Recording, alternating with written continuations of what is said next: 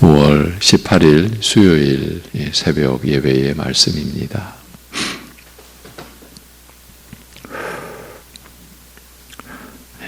생명의 시작이시고 이 새 생명의 마침이 되시는 우리 아버지 하나님, 하나님 외에는 다른 신이 없음을 깨닫는 데까지 이르게 하시고, 어떤 상황에서도 험악한 산악을 지날 때든지 캄캄한 한밤을 지날 때든지 우리 하나님 아버지만을 소망 삼고 의뢰하고, 그리하여 더 은혜를 바라며 구하게 하신 뜻을 쫓아 오늘도 살아가도록, 오늘도 하나님의 나라와 의를 구하며 살도록 우리를 주장하여 주시옵소서.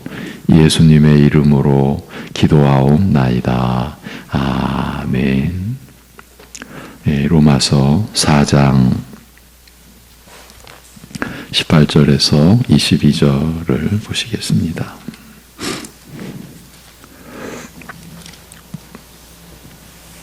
로마서 4장 18절에서 22절.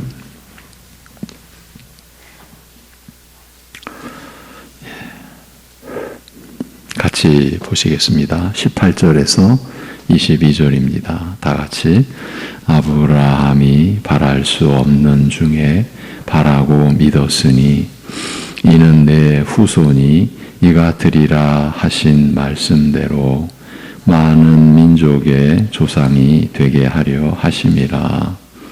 그가 100세나 되어 자기 몸이 죽은 것 같고 사라의 태가 죽은 것 같음을 알고도 믿음이 약하여 지지 아니하고 믿음이 없어 하나님의 약속을 의심하지 않고 믿음으로 견고하여져서 하나님께 영광을 돌리며 약속하신 그것을 또한 능히 이루실 줄을 확신하였으니 그러므로 그것이 그에게 의로 여겨졌느니라.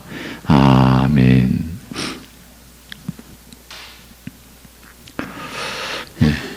월요일 새벽에 마태복음 산상수훈의 마무리 말씀을 보았습니다. 결론 부분만 소개해드리면 이렇습니다. 그 말씀에서는 두 부류의 사람, 즉 예수님께 나와 그의 말씀을 듣고 행하는 자와 말씀을 듣고도 행하지 않는 자, 말씀을 듣고 열매를 맺는 자와 전혀 열매를 맺지 못하는 자를 비교하고 있습니다. 비유로 표현하시되 한 사람은 든든한 반석 위에 주추를 놓고 집을 잘 지은 결과 집을 무너뜨리려는 온갖 위험도 잘 견디는 경우요. 다른 한 사람은 모래 위에 집을 지었으므로 집을 위태하게 하는 일이 닥칠 때 여지없이 무너지는 경우라고 말씀하고 있습니다. 이 비유를 풀어서 설명한다면 한 사람은 말씀을 듣고 순종하되 온갖 어려움과 환난 속에서도 그 믿음이 흔들리지 않는 자요. 다른 한 사람은 말씀을 듣고도 전혀 열매가 없으며 어려움과 환난이 닥칠 때 여지없이 그 믿음이 무너지는 자로 이해할 수 있습니다. 언뜻 생각하면 이 두 사람의 차이는 말씀을 듣고서 행한 자와 행하지 못한 자의 차이 같으나 자세히 살펴보면 이 두 사람의 차이는 더 근본적인 데 있음을 알 수 있습니다. 즉, 이 두 사람의 차이는 땅을 깊이 파고 기초를 반석 위에 두고 집을 세운 것과 전혀 기초가 없이 집을 세운 차이인 것입니다. 모래 위에 세운 집을 기초 위에 세운 집이라고 할 수 없지 않습니까? 그러니까 말하자면 온갖 어려움과 환난 가운데서도 말씀을 순종하여 그 믿음이 흔들림이 없는 것과 여지없이 무너지는 것은 단순히 말씀을 듣고 행하거나 행하지 아니하는 차이라기보다 더 깊은 차원의 차이, 즉 기초가 없고 기초가 있고 없음의 차이라는 말씀입니다. 우리 믿음의 근본적인 토대가 잘 되어 있느냐, 그렇지 않느냐의 차이라는 말씀입니다. 왜 주여 주여라고 외치면서도 주께 속한 자로서의 합당한 열매가 없는가? 주의 말씀에 순종하여 맺는 열매가 없는가? 그것은 근본적인 영적 토대에 문제가 있기 때문이라는 것입니다. 말씀을 듣고 행하느냐, 행하지 못하느냐라는 그 차이보다 더 깊은 차원의 문제라는 거죠. 근본적인 영적 토대에 문제가 있어서 주께 속한 자로서의 합당한 열매가 없다. 주의 말씀에 순종하여 맺는 열매가 없다는 것이죠. 그리스도라고 하는 믿음의 토대가 있고 없음의 차이라는 말씀입니다. 바로 이것이었죠.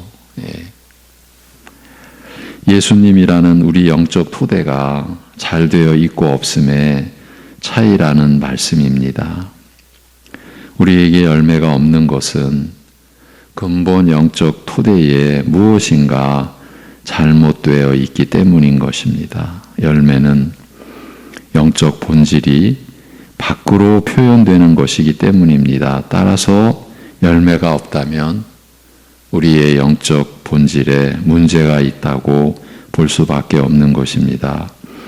참으로 그리스도께 속한 자라면 그의 합당한 열매를 맺게 되기 때문입니다. 주님의 거룩하고 선하신 성품을 나타낼 수밖에 없기 때문입니다. 이런 사실을 예수님께서 친히 가르치시되 나는 포도나무요 너희는 가지니 그가 내 안에 내가 그 안에 있으면 이 사람은 과실을 많이 맺나니 나를 떠나서는 너희가 아무것도 할 수 없음이라 라고 하셨습니다. 요한복음 15장 그 유명한 포도나무의 그 비유의 말씀의 핵심이죠. 나를 떠나서는 너희가 아무것도 할 수 없습니다. 월요일 새벽에 이렇게 중대한 말씀의 내용을 우리가 나눴던 것입니다. 제가 그날 우리 성도 가족의 장례를 위로하러 이제 부산 지역을 다녀왔는데 생각도 못했죠. 그 부산에 가서 저희 교회가 그 선지동산 그 특별한 신학교를 섬기지 않습니까? 거기 가서 만난 분들을 거기서 만난 거예요.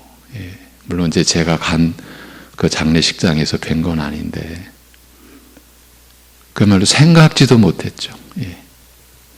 그런데 다 그분들이 그 험한 땅에서 주님의 사랑과 복음을 전하고 이제 지금은 그 나라에서 비자를 중국에서 비자를 반행하지 않기 때문에 허락하지 않기 때문에 못 들어가고 있는 그러면서도 그 안에서 사랑을 나눴던 분들이 애타게 돌아오기를 이제 기다리는 이제 그런 내용을 같이 이야기하면서 서로 위로가 되고 그 나누는 내용 중에 결국은 그리스도가 우리의 삶과 사역에 기초가 되느냐 안 되느냐 기초가 안 되는 사역의 그 실패 이야기도 그리고 기초가 되는 그 삶과 그 예수님이 기초가 되어주신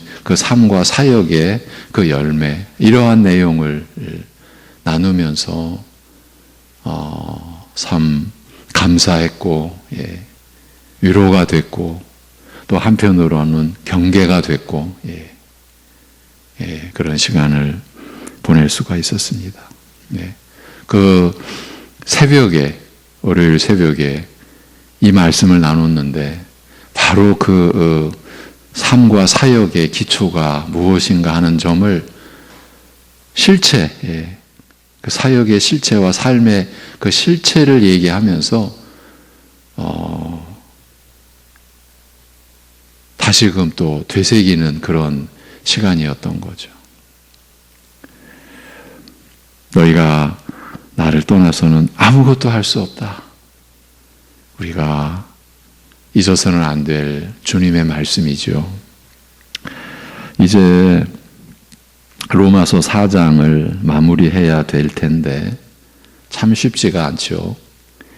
이전 며칠 동안 20절, 로마서 4장 20절에 하나님의 영광을 돌리며 라는 구절을 중심으로 하나님의 은혜를 나눴습니다. 처음에 어떻게 여기서 이 부분에서 하나님께 영광을 돌린다는 내용이 나올 수 있느냐는 의문으로 시작했었습니다.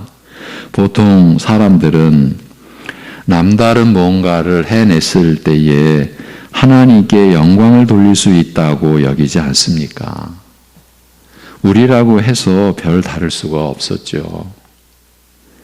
지난 며칠 동안 그런 우리의 무지와 연약함을 확인할 수 있는 기회를 가질 수 있었습니다. 죄스럽기도 하지만 감사한 일이 아닐 수 없었죠.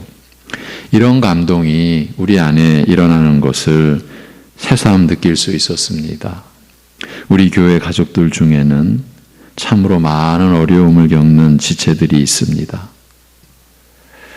그분들이 끝이 보이지 않는 어두운 터널 같은 고난의 그 길을 걸어오면서 피할 수 없이 겪어야만 했던 고통스러운 일들이 얼마나 많았겠습니까? 그런데 그 모든 과정 속에서, 그 고비고비 속에서 끝내는 모든 것을 주님께 맡기고 의지함으로써 주님의 이름을 부르며 주님께로 나아올 수 있었지 않습니까?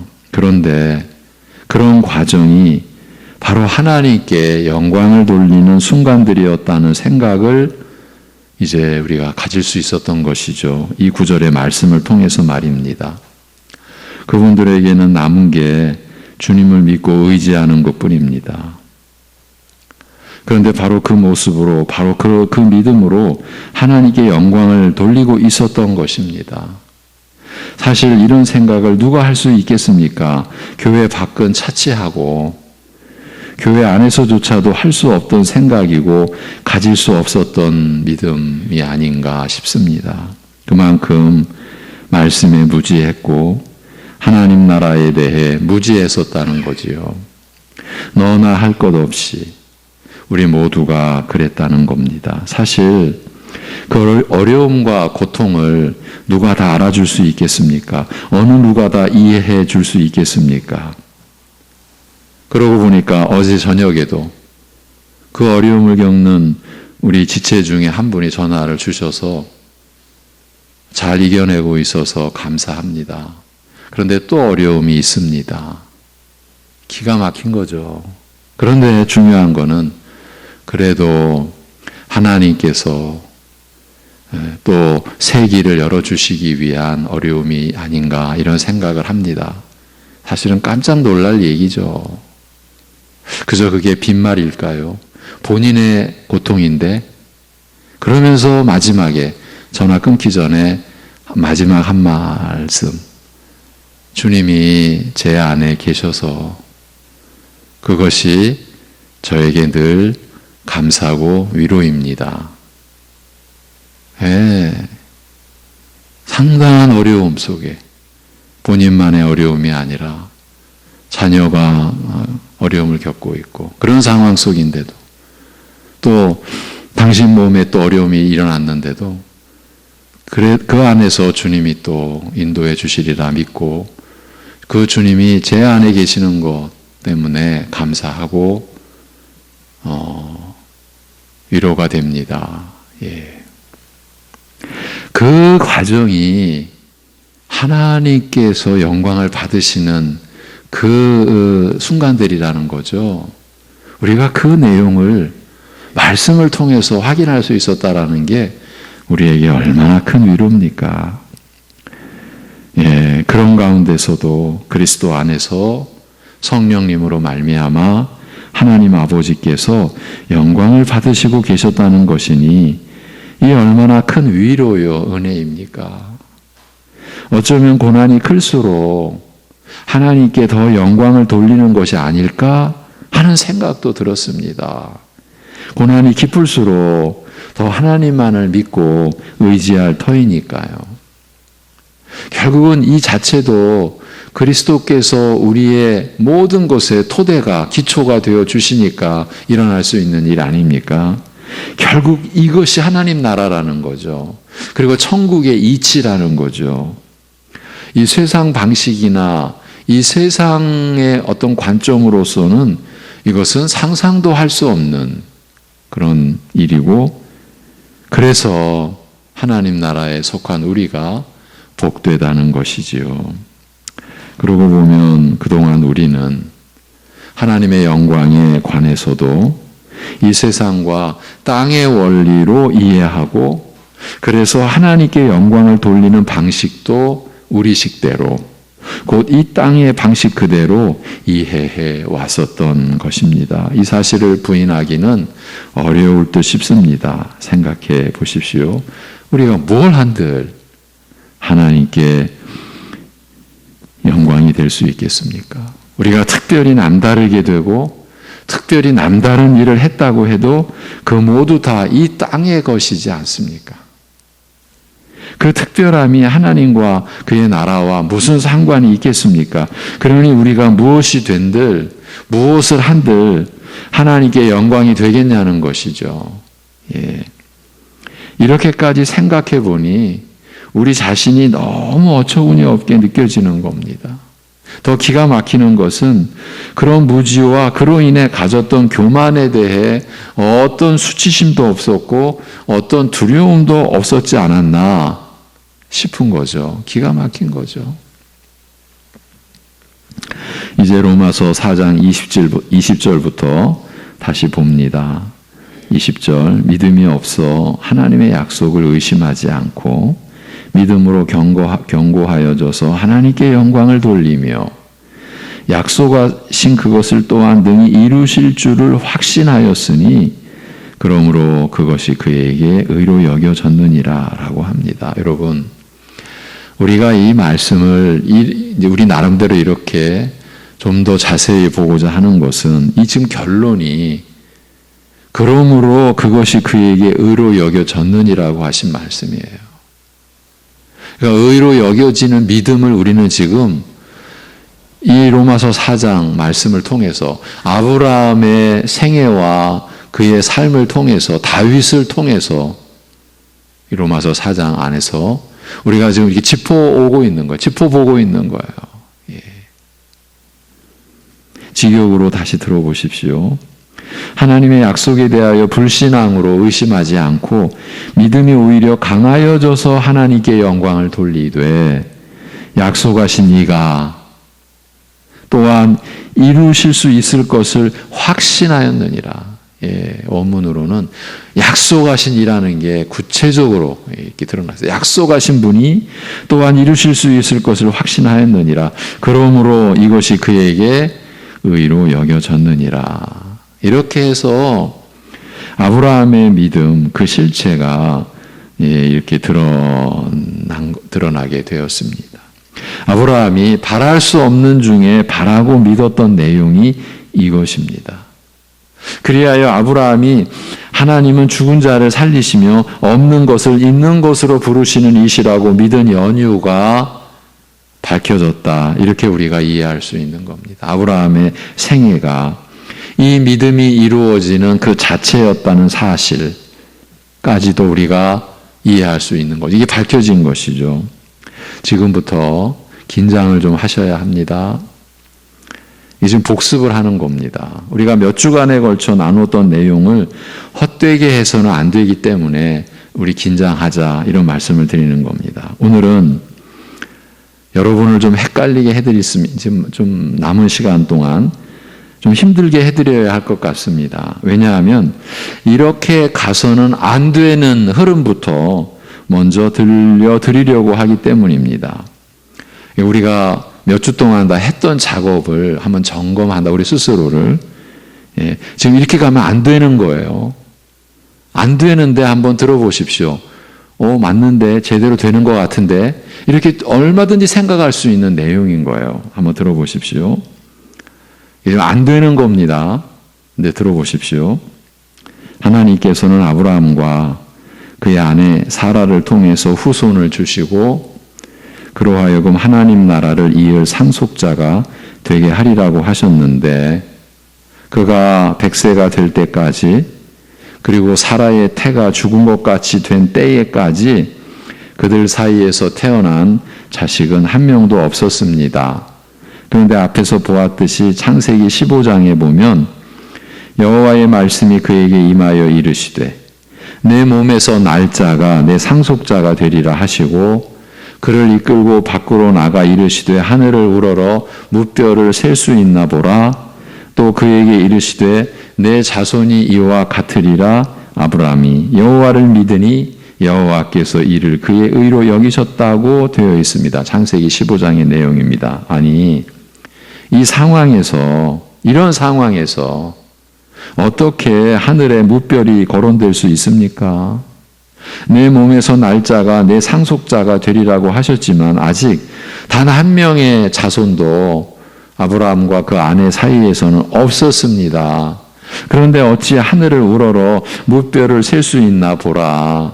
내 자신이 이와 같으리라고 하실 수 있겠냐는 말입니다. 그러니까 하나님의 약속을 믿은 아브라함은 자신과 아내 사라의 상태를 고려했을 때 그 약속이 이루어지는 길은 단 하나였으니 곧 죽은 자들을 살리시며 존재하지 않는 것을 존재하는 것 같이 부르시는 그 하나님의 역사뿐이라는 것을 결국은 깨닫게 되었던 것입니다. 그렇지 않겠습니까?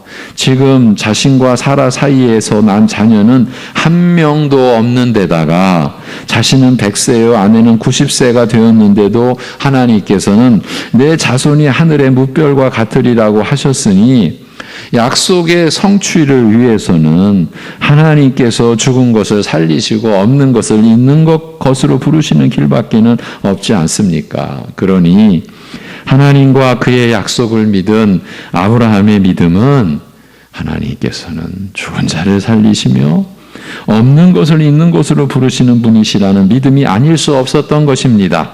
이런 내용입니다. 이미 앞에서 더 살펴왔던 내용입니다. 지금 복습한다 했습니다. 그런데 지금 이 내용을 전해드리면서 바로 앞에서 이렇게 가서는 안 되는 흐름이라고 그 안 되는 흐름부터 먼저 들려드린다라고 했습니다. 즉 이렇게 이해하면 안 된다는 말입니다. 이런 내용이 바랄 수 없는 중에 바라고 믿었던 아브라함의 믿음이라고 할 수 없기 때문입니다. 왜입니까? 왜 바랄 수 없는 중에 바라고 믿은 내용이라고 볼 수 없는 것입니까? 그 이유를 두 가지 관점에서 설명드릴 수가 있습니다. 오늘은 이 설명을 드리고 마무리할 겁니다. 첫째는 아브라함은 자신이 하나님 나라를 상속받을 자라는 그 사실을 하나님 나라 지금 관점이 아브라함 자신의 상태나 아내의 상태가 우선이 아닙니다. 하나님 나라를 상속받을 자라는 그 사실을 수용할 수가 없었던 것입니다. 거기다가 하나님 나라의 백성이 될 사람들의 조상이 될 것이라는 점은 더더욱 받아들일 수가 없었던 것입니다.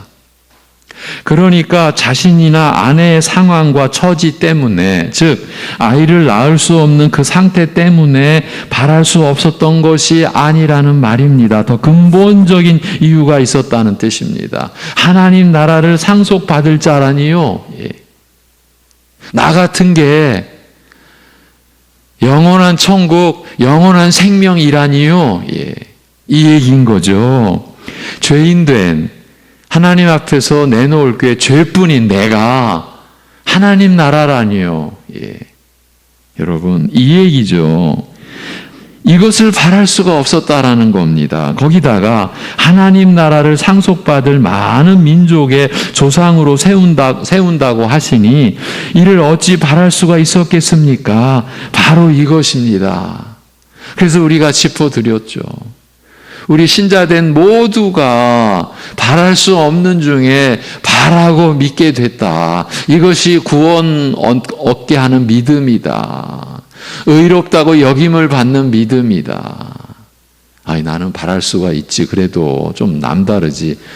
지금 이런 상태라면 지금 하나님과 아무 관련이 없는 거예요. 어떻게 우리가 하나님 나라, 내가 영생, 그러기 위한 죄 사함, 내가 하나님께 온전히 받아들일 수 있지. 의롭다 여김 받는다라는 게, 그 믿음이 의로 여겨진다는 게 하나님과 화평한 관계로, 하나님께 온전히 받아들여지는 관계로 내가 그런 관계인데, 여러분, 우리 자신을 볼 때 바랄 수 있습니까? 몇십 년 신앙생활 했다고 하더라도 우리 자체로 나로서 그래도 이만큼 했는데 이제는 내가 바랄 수 있지. 우리 스스로가 그럴 수 있습니까? 우리 방금 전 나를 떠나서는 너희가 아무것도 할 수 없다. 이 얘기를 달리 표현하면 믿음으로 하지 아니하는 모든 게 죄다. 그게 우리의 지금 실존인데, 실체인데. 여러분, 이 바랄 수 없는 중에 바라고 믿었다라는 것은요, 하나님 앞에서 영원히 멸절, 그 죄와 사망으로 인한 하나님의 그 진노하심의 그 심판의 유일한 대상일 뿐이었던 우리 입장에서 지금 터져나온 고백인 거예요. 바랄 수 없는 중이에요. 그런데 결국은 아브라함 그는 이 모든 사실을 받아들이고 믿게 되었으니 이런 상황을 놓고서 그가 바랄 수 없는 중에 바라고 믿었다고 한 것입니다. 아브라함 그가 이런 내용을 어떻게 받아들일 수 있었겠습니까? 그것이 하나님의 은혜인 것이죠. 하나님께서 그 안에서 역사하셔서 그렇게 바랄 수 없는 중에 바라게 하셨고 끝내는 믿도록 하신 것이죠. 그 과정에서 아브라함은 하나님은 죽은 자를 살리시며 없는 것을 있는 것으로 부르시는 분이시라는 것을 알게 되었고 믿게 되었던 거죠. 하나님이 그런 분이 아니시라면 자기 같은 존재가, 자기 같은 죄인이 어떻게 하나님 나라의 상속자가 되며 그뿐만이 아니라 그 나라를 상속받을 많은 민족의 조상이 될 수 있겠습니까? 또 하나의 이유, 즉 자신이나 아내의 상황과 처지 때문에, 즉 아이를 낳을 수 없는 그 상태 때문에 바랄 수 없는 중에 바라고 믿은 것이라고 보아서는 안 되는 이유는 본문 안에서의 증거 때문입니다. 그 19절이 증거죠. 그가 100세나 되어 자기 몸이 죽은 것 같고 사라의 태가 죽은 것 같음을 알고도 믿음이 약하여지지 아니하고라고 하지 않습니까? 이 구절이 무엇을 말해준다라고 했습니까? 우리가 며칠 동안 이 구절을 나눴죠. 아브라함은 그가 100세나 되어 자기 몸이 죽은 것 같고 아내의 태가 죽은 것 같음을 알기 전에, 이 사실을 절실히 깨닫기 전에 이미 바랄 수 없는 중에 바라고 믿었다는 사실이에요.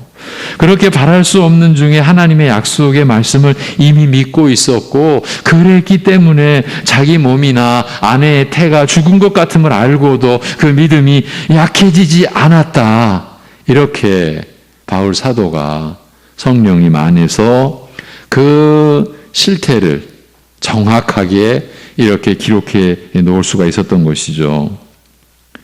그러니까 아브라함의 그 믿음은 하나님의 나라와 그의 의에 대한 것이죠. 바로 이 내용을 로마서 4장이 증거해 주고 있지 않습니까? 하나님의 나라와 그 의에 대한 거였어요, 여러분. 그래서 산상수훈에서 산상수훈 하나님 나라에 속한 자들이 살아가는 절대적인 중심, 하나님의 나라와 그의 의를 구하라. 너희는 무엇을 먹을까 마실까 입을까를 염려하지 마라. 너희는 하나님의 나라와 의를 구하라. 이렇게 연결이 되는 거죠. 처음에 소개해드린 잘못된 이해의 측면에서 보면 바랄 수 없는 중에 바라고 믿은 아브라함의 믿음이 육신에 갇혀버리는 형태가 되고 맙니다. 하나님의 나라가 아니라 이 땅의 나라에 불과한 것입니다. 우리가 오직 믿음으로 의롭다함을 받고 죄사함을 받은 은혜는 우리로 하여금 하나님 나라에 속하게 하는, 하나님 나라를 상속받게 하는 은혜인 것입니다. 이 땅에 속한 것을 위한 은혜가 아닙니다. 그래서 아브라함 그가 바랄 수 없는 중에, 그 바랄 수 없는 중에는 우리 모두가 해당되는 거예요. 우리가 어찌 감히 하나님 나라를 우리가 바랄 수 있습니까? 그의 의를 우리가 무슨 수로 바랄 수 있습니까? 그런데 바라고 믿게 된 거죠. 우리 믿음의 조상인 아브라함, 그리고 우리 또한 이 은혜를, 우리가 하나님의 나라를 구하고요. 이미 그 나라에 속한 자이니까 우리가 그 나라를 구하는 거예요. 그리고 그 의를 구하며 사는 거예요. 기도드리겠습니다. 하나님 아버지, 영원한 천국 백성으로 부름받는 우리가 여전히 그 하나님 나라를 구하지 못하고 이 땅의 것을 구하며, 그래서 끝없이 다람쥐 채바퀴 돌듯 참으로 헛되고 또 방황하고 또 향방 없는 그런 싸움하는 자와 같은 그러한 삶을 살았던 우리를 또 돌아보게 하여 주셨습니다. 이제 지나간 날로 족하도다라고 하신 말씀대로 그렇게 믿음의 목표도 없고 삶의 실제적인 간절한 바람도 놓치고 그저 육신의 것, 땅의 것이 하나님의 은혜로 인한 것인 줄 알고 그것만 우리가 구해왔던 삶을 이제 뒤로 하고 지난 날로 여기고 진정 우리 육신의 삶 전부를 통해 하나님의 나라를 구하며 그 의를 구하며 살아가는 하나님 나라를 이미 상속받은 자, 그리스도와 함께 이제 상속자 된 그러한 우리의 신분을 이 땅에 드러낼 수 있는, 나타낼 수 있는, 열매를 맺을 수 있는 예수 그리스도께서 우리의 삶과 모든 일에 기초가 되어주시고 토대가 되어주시는 이 은혜를 나타내는 삶을, 그 은혜를 누리는 삶을 풍성하고도 충만하게 누릴 수 있게 하여 주시옵소서. 이것이 하나님 아버지의 우리를 향하신 뜻인 줄로 믿사오니 아버지 하나님, 우리가 이 하나님의 은혜를 기억하게 하여 주옵소서. 세계에 참으로 고통스러운 소식이 끊임없이 들려오고 우리 북한 땅 같은 민족의 아픔이 말할 수 없는 고통이 바로 우리의 얘기처럼 들려오는 이때이며 또 오늘 5월 18일 우리 민족의 거의 치유되기 어려운 아픔을 겪어야 했던 이 어려운 때에 그러기에 하나님 나라에 속한 주의 백성들이 이 땅을 향한 하나님의 긍휼과 우리 민족을 향한 하나님의 사랑을 구하며 나아가오니 우리의 연약한 기도를 들어 주옵시고 하나님의 그 크신 은혜를, 그 인자하심을 나타내어 주시옵소서. 그 은혜를 부어 주시옵소서. 아버지 하나님, 이 새벽에 하나님을 향하여 나오는 심령들, 그 심령 중심에 우리 주 예수 그리스도께서 계심을 고백하고 우리가 주님을 떠나서는 아무것도 할 수 없음을, 그래서 우리의 삶과 모든 일이 그리스도께서 기초가 되어 주시는 그러한 일로 그 은혜가 나타나는 삶이요 일이 되게 하여 주시옵소서. 우리 주 예수 그리스도의 이름으로 기도하옵나이다. 아멘.